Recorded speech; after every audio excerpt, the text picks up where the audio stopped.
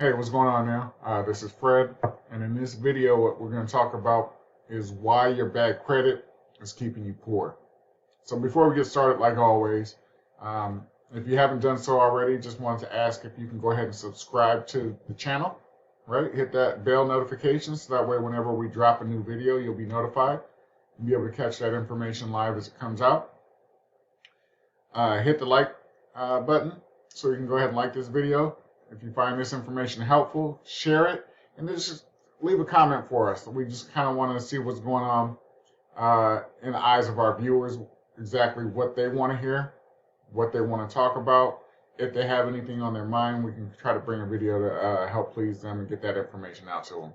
So, yeah, let's go ahead and talk about it.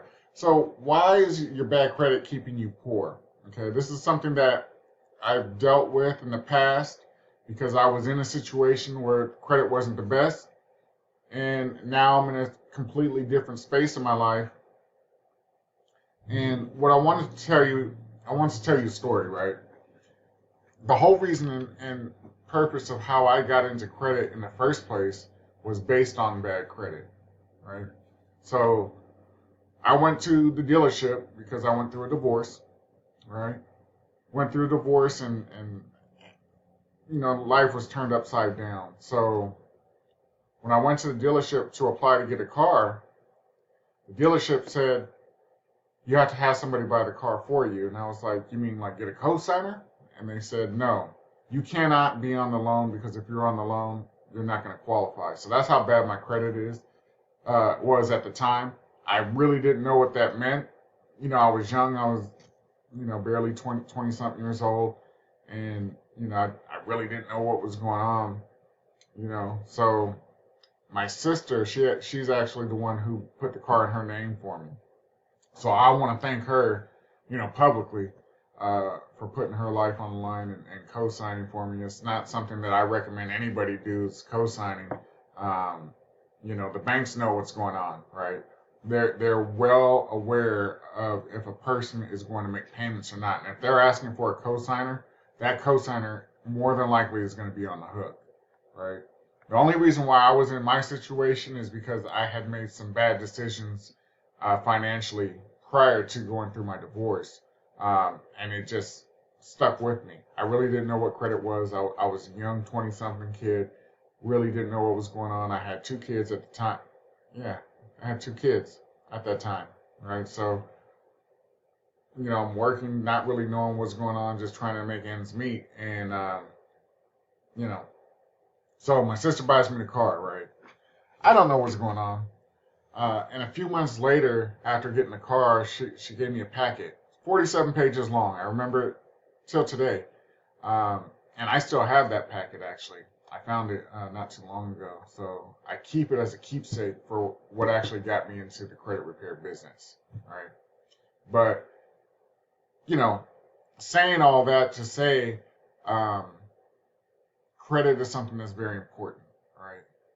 Banks make their money off of you, right?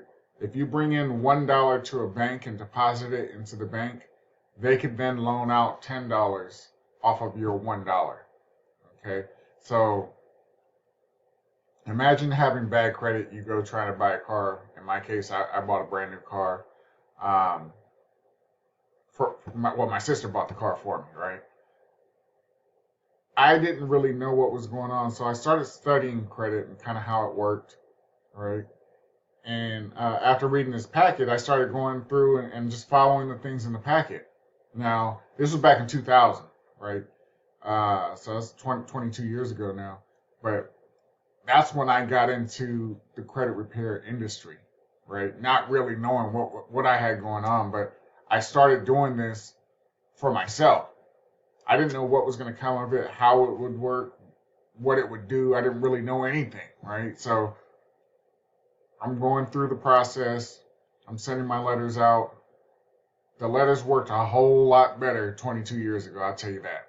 Because nowadays, the whole algorithm and technology and AIs and all this stuff has come into play, and it's really put a damper on what we try to do as far as trying to help our clients improve their credit, get the negative information that is unverifiable off of their credit, the negative information that is inaccurate off of their credit, the incomplete information, we try to get those accounts removed. But it's just a whole different ballgame than what it was 22 years ago. But as I'm going through the process of trying to send these letters out, trying to get these things removed from my credit report, things start falling off. I start getting notifications in the mail from the credit bureaus stating that the account's been deleted. The account's been being deleted. I don't know if back then they had credit scores that we were able to get as a consumer. I'm not sure if they were out back then because I'm still new to it. I'm only doing it for myself. Then I started doing it for family and friends, and it was working for them as well. And I was like, wow, so this is cool, right? Fast forward a couple years, when my sister got the car for me, it was a lease. It was a 3-year lease, 36 months, and it was time for me to bring the car back, right? So I was like, okay, cool. So I bring the car back, and I buy me a new car. But this time I qualified for the car, folks. I got the car myself. I didn't have to get a cosigner, and I got a good rate. And I say all of that just to say that just because you're in one spot today doesn't mean that you can't improve your situation for tomorrow. But you got to start somewhere. Most people, they don't start. They come up with excuses of why they don't start. And the whole reason why you want to start is because you want to better yourself. You want to better yourself for your family and yourself, right? The money that you're giving away to these banks is astronomical, right? If you have, say you go to buy a car and you're able to qualify for the best rates. But let's say you have bad credit and you go to buy the same, well, you can't even get the same car. More than likely, you're going to have to put a huge down payment. You're probably going to go to a mom and pop shop. They're probably going to, more than likely, they're going to give you over a 20% interest rate. So these types of things, when you're trying to buy a car with bad credit, is going to kill you, right? Right now, we're coming into tax season, and a lot of my clients, a lot of people that I know, they want to go buy a car right when they get their tax money. They're excited. They get their tax money. Now they got their down payment for their new car. But right now, where we are, everything is more expensive. Everything. The chip shortage has screwed up the whole car buying experience. When you used to be able to go pay less than MSRP, the manufacturer retail suggested price, when you're able to pay less than that amount just last year compared to what it is now, I mean, a lot of people are buying cars or have a used car and they go sell it to the dealership for $5,000, $10,000 more than they paid for the car a year or two ago.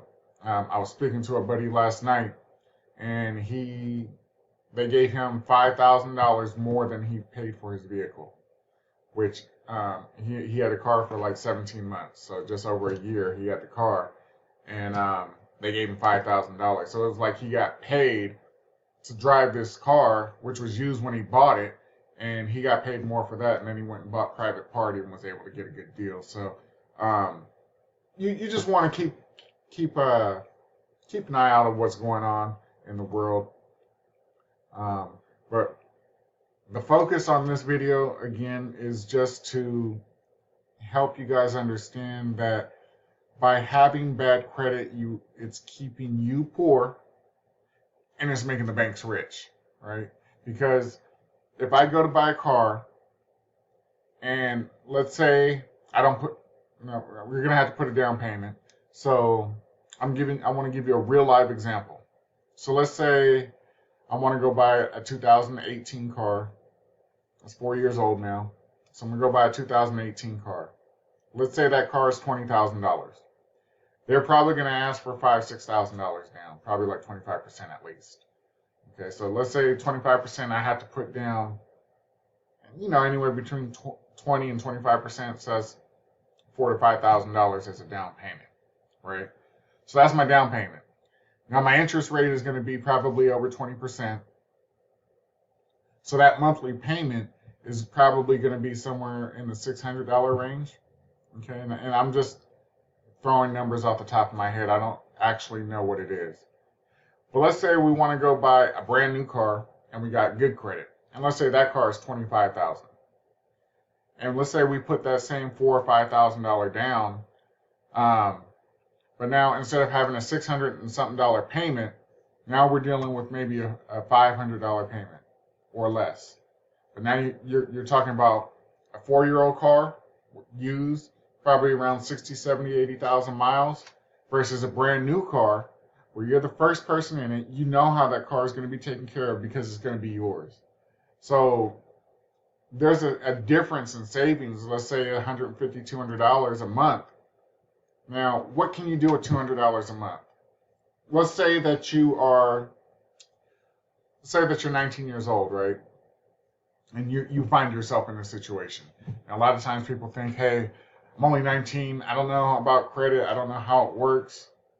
But when my youngest son turned 18, his credit score was in the 700s. As a brand new kid graduating from high school, he had a 700 plus credit score at the age of 18. Okay.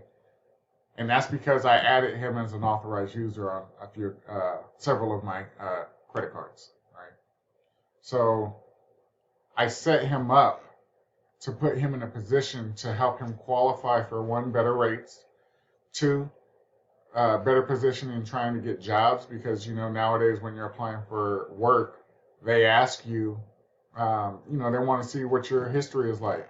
They want to see how responsible you are, and they want to pull your credit, right? So let's say he has the same exact qualifications as the next person, but his credit is so much better.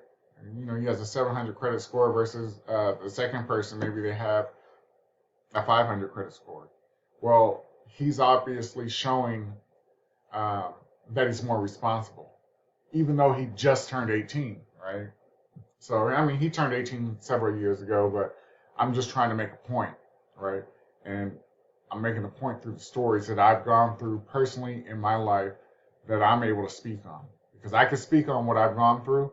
I can speak on how it's worked, why it's worked, and how I can improve on what it is that I've been doing. So by doing this for him, I was able to help him save money. He went and bought a car, and he was able to qualify for better rates. Okay? So it can happen. A lot of times people say that it's expensive to work or fix their credit. And I ask them, expensive compared to what, right?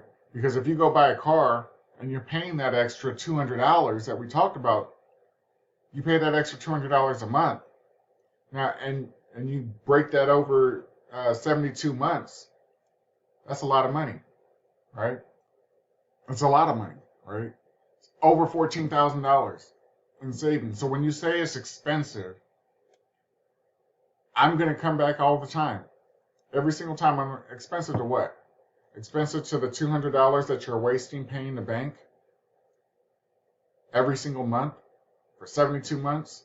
More than likely that car is going to get repossessed. Then you're going to get sued. Then they're going to tack on attorney fees. Then they're going to tack on additional interest. So when I ask compared to what, it's not to make you feel bad, but it's actually to put things into perspective of exactly what's going on, what's happening, right? So I'm going to tell you like it is.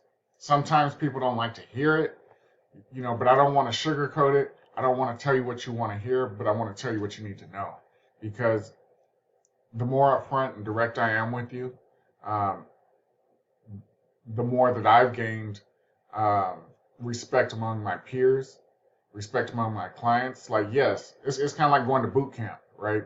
If you're in the military. I've never been to the military, but from what I've heard, people, they go to boot camp and they hate their drill instructors. They hate them, because they're putting them through so much, but it's for a reason. It's to help teach them, right? It's to help guide them. And by the time everything is done, they've built up so much respect for that person. And that's the same thing I'm trying to do with you here. I'm trying to give it to you like you need to hear it, not sugarcoat it, not lie to you, but just let you know exactly what time it is. Because if you are working on trying to better yourself, you have to make some type of adjustments. Whether you're a professional athlete, they make adjustments. If they see, case in point, we're going into the Super Bowl now, right? The two teams are going to be playing in the Super Bowl. Do you think they don't watch film and make adjustments to what they see the other team is doing? Of course they do. You know what I'm saying? So it's the same exact thing that you're going to have to do as far as trying to improve what you got going on. Now, we talked about one car payment. Let's say you're married and you guys both got a car payment. Now we're talking $400 a month, right? So $400 a month, we're pushing 28,000, getting close to $30,000, right? So I want to put you guys in a position to really think about what it is that you're working towards, right? And my goal for you is not to have you working towards, what is expensive, but I want you to learn how to know what is right for you and your family, right? We're going to focus on your finances, not the bank's finances, right? Because if you're able to get that money and invest that money properly, there's so much more you can do. Like I was saying, if you're 19 years old and you take that $200 and you put it away every single month for 8 years and never touch it again, and you get a 12% annual rate of return, that money is going to be pushing over $1 million by the time you retire, right? $1 million. Now, I'm not no type of financial person who is in the realms of doing the investing part of things, but on average, if you got 10%, 10 to 12% rate of return, you're going to be pushing over $1 million, and that's only putting $200 a month. You don't even have to put $200. You put $2,000 a month away for 8 years. 8 years, that's $16,000. And just let it compound, let that interest compound over time. By the time you retire in your 60s, that little nest egg that you sacrificed for is going to be worth over $1 million, right? So there's a lot of things that you can do with the money. When you say it's expensive to fix my credit, expensive to what? Expensive compared to what, right? We want to make you rich, not the banks, because the banks are going to get their money, right? They're going to loan money. When you go make your deposit, when you do your direct deposit from your job, they're going to go take that money. They're going to loan it to somebody with horrible credit. They're going to charge them a ton of interest. They're going to make money hands over fist, right? And my goal is to help teach you that you need to just start thinking things a little bit differently, right? Thinking the long run, the long game. You don't want to keep continually doing what you've been taught. If your parents are in the same situation, you see things, things aren't the way things could be. Do you want to take advice from them, or do you want to take advice from somebody who's living that life, right? Do you want to live the life of a loser or a winner, right? And I'm not talking down on people who have bad credit, who don't understand credit, because this stuff wasn't taught in schools, so we don't really know. But I'm here to help educate you. I'm here to help you make the right decisions. But it all starts with making the decision to move forward. You have to make that decision. You have to decide, right? If you decide to do what you want to do and financially get into a place where you can start thinking, how am I going to turn things around? You got to make changes, right? Because if you don't change, things won't change. And say it again, if you don't change, things won't change. So you have to make some type of change to make these things work. I promise you it's worth it. I promise you it's worth it. You'll be able to do so much more. If you have good credit, you can leverage your credit. And there's so many things that I could talk about when I talk about leveraging your credit, right? A lot of things that a lot of my friends are doing right now. They're in the dog game, right? Dog breeding. Frenchies are the thing that's really talked about right now. A lot of people getting their Frenchies taken, stolen. But there's so much that you can do to leverage your credit. You know what I'm saying? You can get some high limit credit cards once you're in a position where your credit is right. You get high limit credit cards. Go buy a couple of dogs, a male and a female. Start breeding them, right? But now you have a lineage. Now you take your two dogs. Let's say they were 50,000 a piece. You know, I'm throwing numbers out. I don't know what the exact prices are. I know they could be a lot more than that. I know they could be cheaper than that. Let me reverse a little bit. I was talking to a buddy of mine yesterday. Okay, just yesterday. Let's say you got a Frenchie for $10,000, a male, right? Let's say he had good DNA, got all the paperwork. Now you can start studying that dog out and selling the sperm, right? As long as you have that good DNA for the dog, you might be able to get $5,000, $10,000 for the sperm. And you're able to do this, let's say you did it every 3 days. Let's say you did it for a few months out of the year. Let's say you did 6 months every 3 days. Let's just say for argument's sake, let's say you did it 50 times a year. 50 times a year times $5,000 a piece. How much does that equal? Do the math. You got to make smart decisions.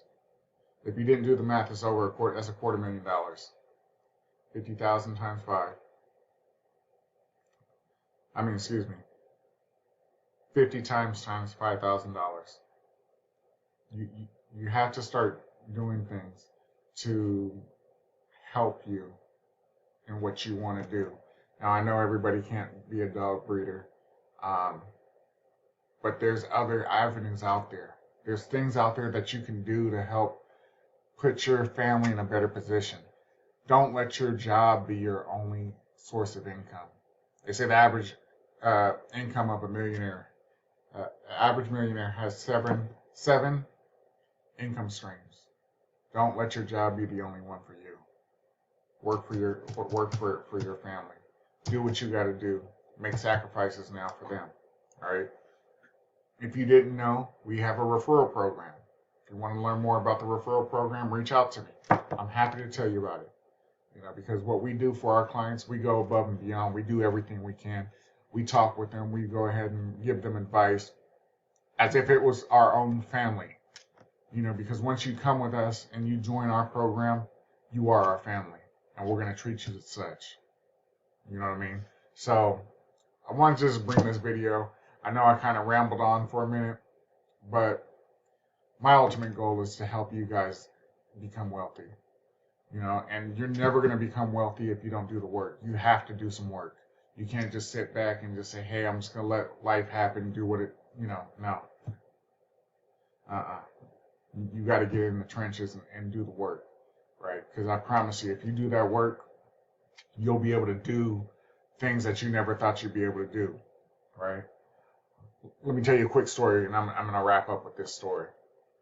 A couple years ago, actually 4 years ago now, right? People were like, why don't you do this to go ahead and add some extra income to what you already got going on? And I was like, all right, what do you mean? So you ever heard of a company called Turo? And I had actually already heard of it, right? My cousins were talking about it. And I was doing some research on Turo, and I found somebody on YouTube, and they used to talk about it all the time. And come to find out, the person I was watching was their friend, and I had actually worked on their credit, and they got into the game, right? And they had a bunch of cars on the Turo platform. And what Turo is, for those of you that don't know, it's a peer-to-peer car rental business, right? So instead of going to Hertz or Avis or Dollar or something like that, you can go on the Turo platform and you can rent a car from there. So what I did is I bought 2 cars because I wanted to test the theory before I sent out my clients to have them try doing something different to help generate more income, right? Because this is, basically all you got to do is wash the car, hand it off. That's it. They do their thing. They come back, bring the car, you wash it, rent it, give it to the next renter. So I had a brand new 2018 Jeep Cherokee 4x4, and I had a brand new Chevy Corvette 2018. And I put both of the vehicles on the platform for 2 years. For 2 years. And what happened was I was able to drive both of these cars at leisure, right? And I never came out of pocket for anything of it. Actually, I bought tires for the Corvette, but that was it. I paid $1,000 to drive two cars for 2 years. Corvette was $80,000. The other car, the Jeep, was $30,000. So I had over $100,000 leveraged. I put a $4,000 down payment on the Corvette, nothing down on the Jeep. And after everything was all said and done, the only out-of-pocket money that I spent was $1,000.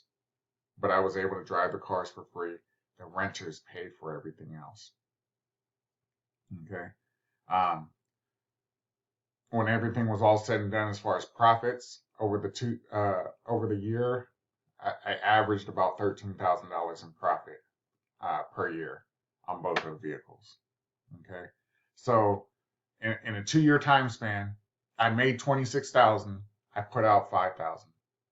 So my ultimate profits altogether, all in, $21,000, 2 years.